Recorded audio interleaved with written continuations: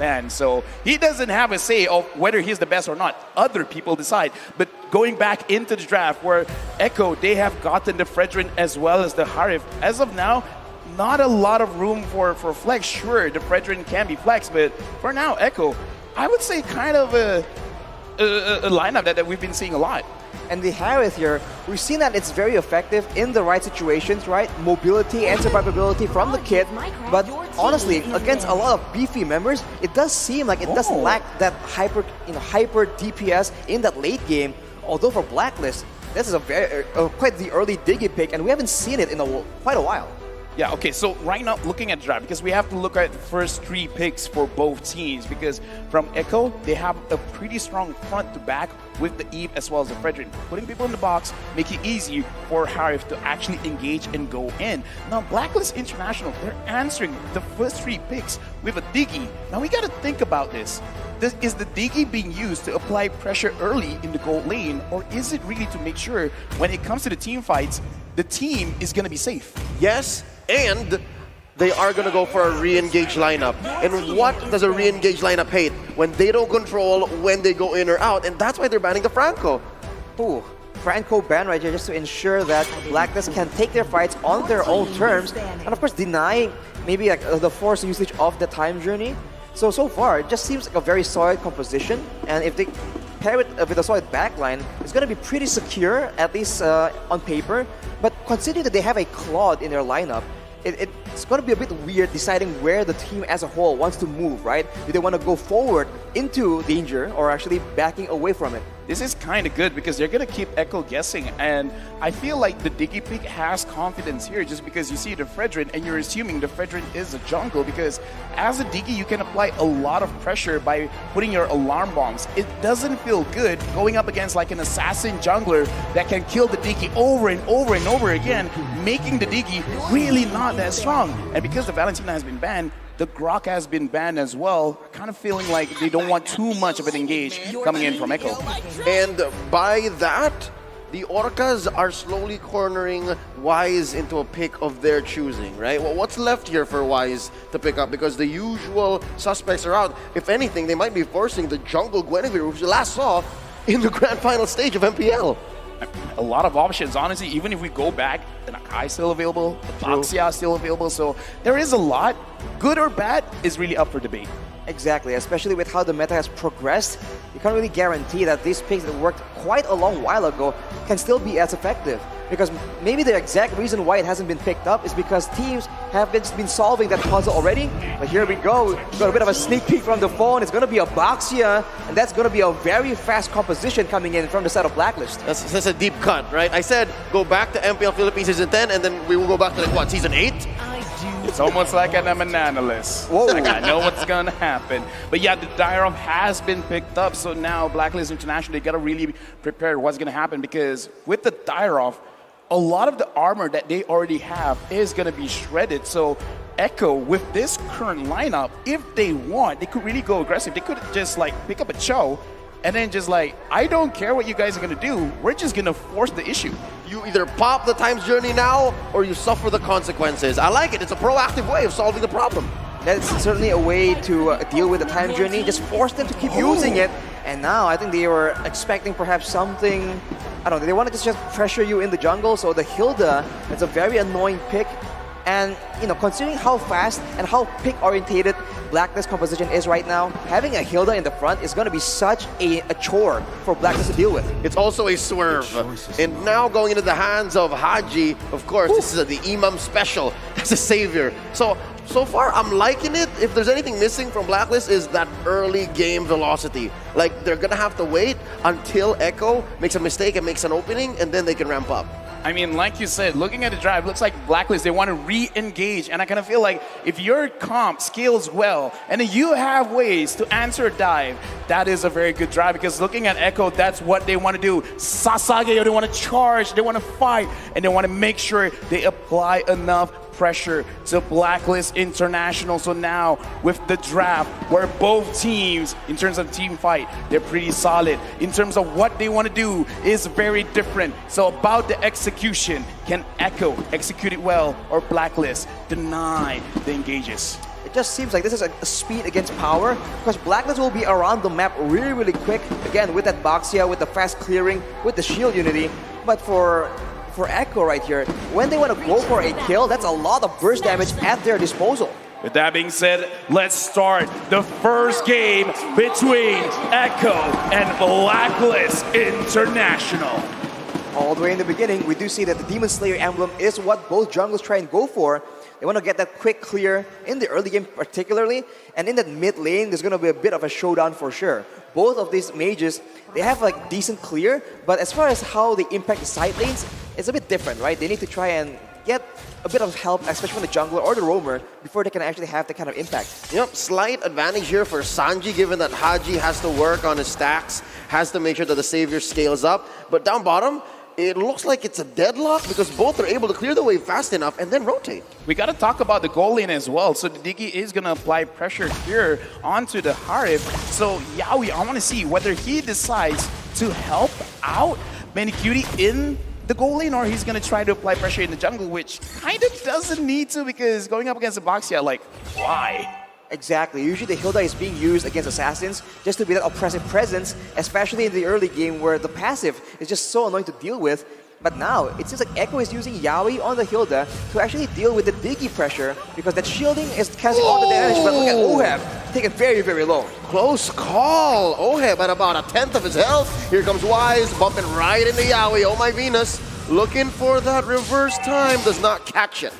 Right now, I'm looking at this, and it does look like Echo, they're trying to find the angles, the way that they can start the early aggression. So I want to see if they apply more pressure onto Oheb, because again, as a Claude, before level 4, you don't have a lot of way to clear the minions, so it's very, very punishing to die at like, what, level 3?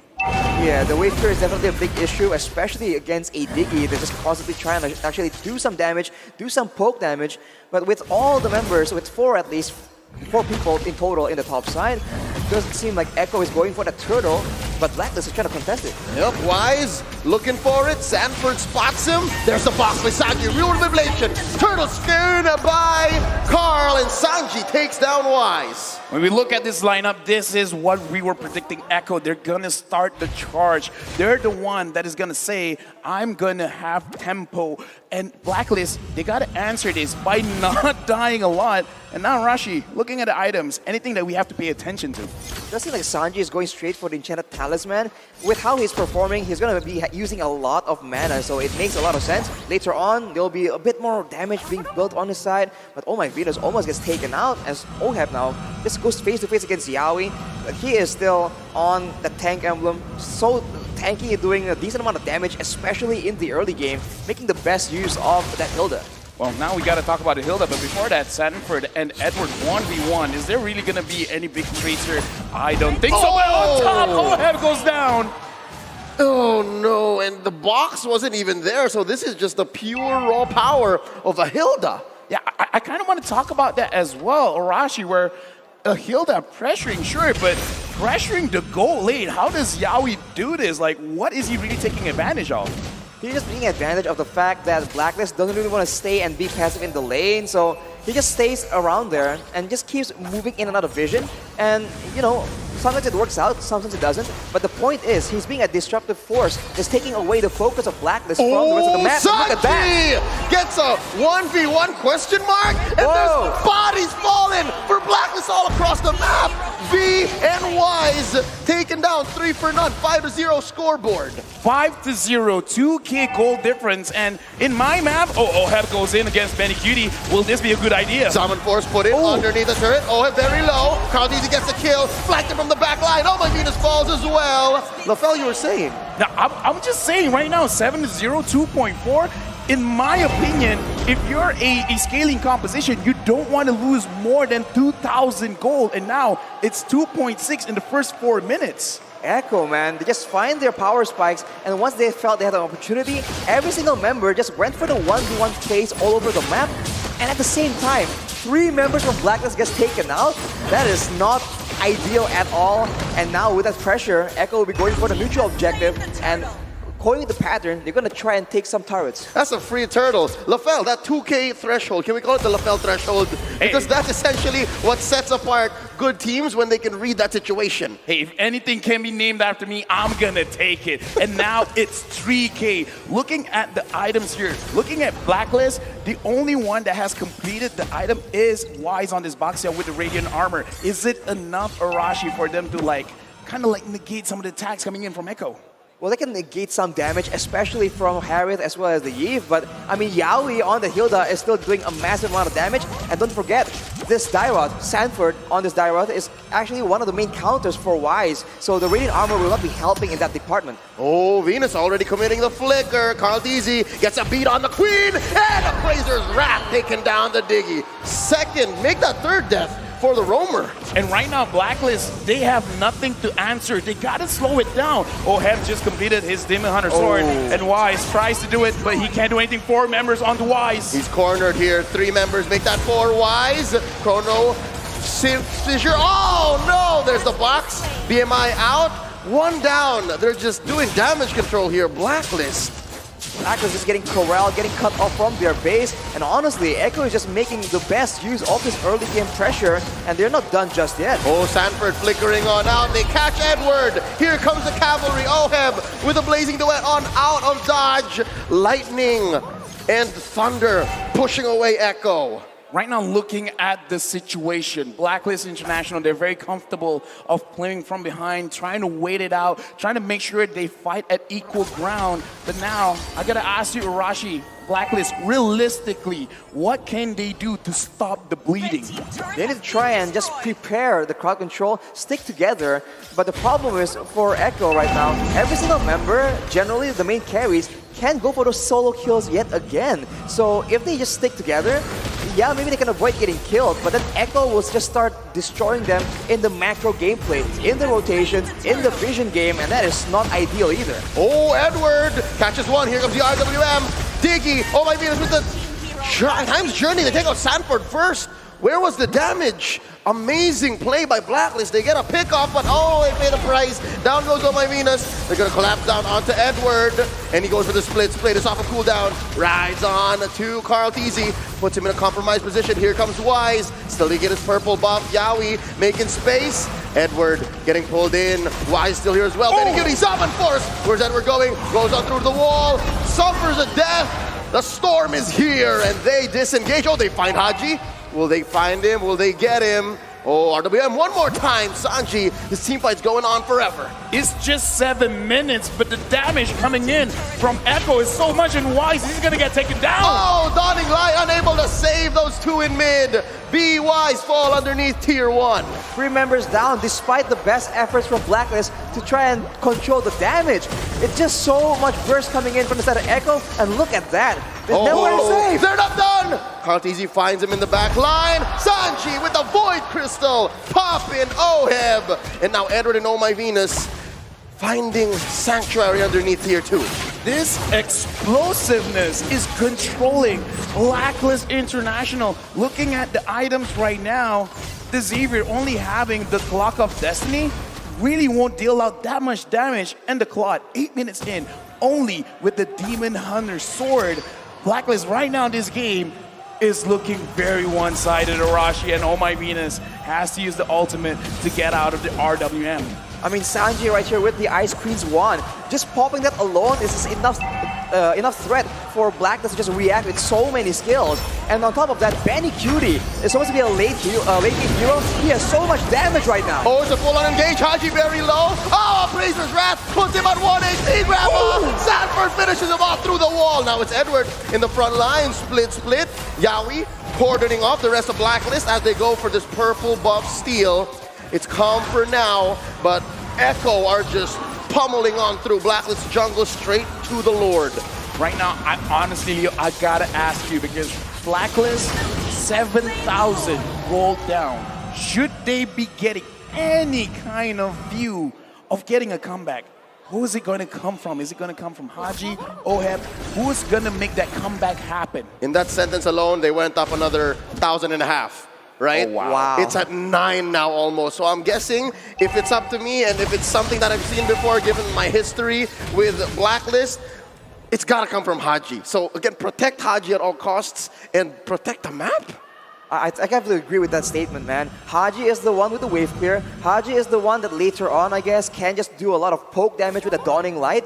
So I think he's a big factor. And if Echo still goes with his aggressive style, he's the one with the Mystic Field that can stop a lot of this playmaking. But look at that. It's so aggressive coming in from Echo. Oh, look at the angle that Yaoi and Carl are drawing. Concealed play by Yaoi. Disengages, pushes them away, allowing Carl to steal the orange. Right now, Echo, they're really pushing hard because Lord is coming up top. They're pushing Blacklist away from the turrets. They're taking it one by one, almost a 10,000 goal lead. Oh my Venus, as well as Oheb, they are at half HP. They can't even handle the range, the siege coming in from Echo. Oh, there's the RWM keeping down Oh My Venus, forcing the Time's Journey. Lord swinging away, shield popped, and the inhibitor up top, and they're still going. Sanji swiping, tapping, Edward taking care of that wave in mid. Echo disengages. Man, that poke damage coming in from Sanji is just brutal, man. With the glowing wand right here, every instance of damage is getting buffed, and even the tankiest member, like Edward, will just start suffering from that percentage HP damage. Taking a look at the items, Oheb has the golden staff, but is it too little too late? If you compare him to Benny Cutie right now, that's a lot of true damage. Oh no! Right underneath that inhibitor, they take down Haji, blazing the way by Oheb, but it's a little too late. They're gonna take it down. Another RWM. Yaoi very low, still gets out, has an immortality. No casualties from Echo. Blacklist can't punish. Yeah, Blacklist can't punish because, again, a difference of like 1.5 items right now between Echo and Blacklist. Like, that is... Per hero! Per hero, mind you. So now, like, the deficit is like so big. Even I'm asking myself, is this really comebackable? The gold difference is almost at 1k gold per minute, man. It is insane, the tempo that Echo is pushing onto Blacklist. And despite their best efforts, even now, the jungle is just never really a safe place. And the only time Blacklist can come out is when Echo pulls back. But even that might be a trap, because that means there's a longer distance that Echo can just run Blacklist through, right? Just chasing them all the way with the slows, with the crowd control. And it's a nightmare for Blacklist right now. Good news, bad news. There's a push by Oheb in the bottom lane. Bad news is, as soon as Echo takes this Lord here, it's Luminous, 12 minutes past, it's going to be harder to rely on Haji. It's going to be difficult for Imam alone to be the insurance policy because they can't stay in their base alone because Echo's going to keep coming. If anyone asks us again, like, what is a snowball? I kind of feel like this game is the definition of a snowball, taking a small lead up in the gold lane and then translate it all over the map. 11,000 gold difference.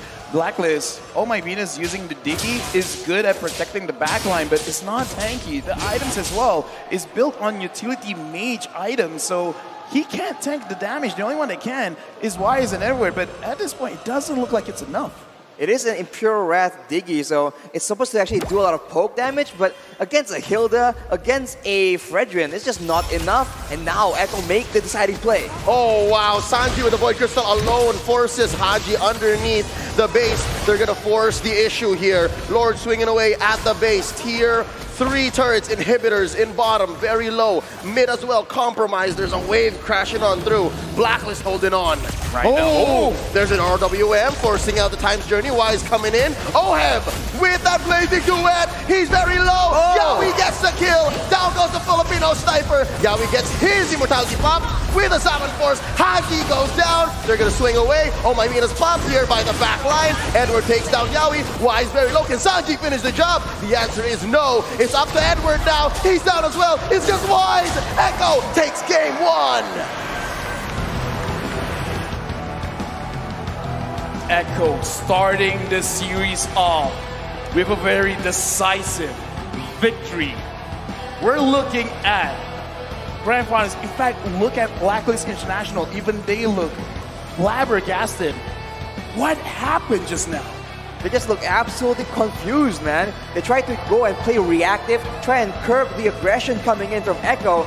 But with those picks, with how many late game heroes they're relying on to scale into that late game, it wasn't nearly enough. Trying to just use the Diggy and the Baxia to be an annoying factor in the early game was completely shut down by Echo off the back of that Hilda, just absorbing all the damage, and of course the Dyra just softening up that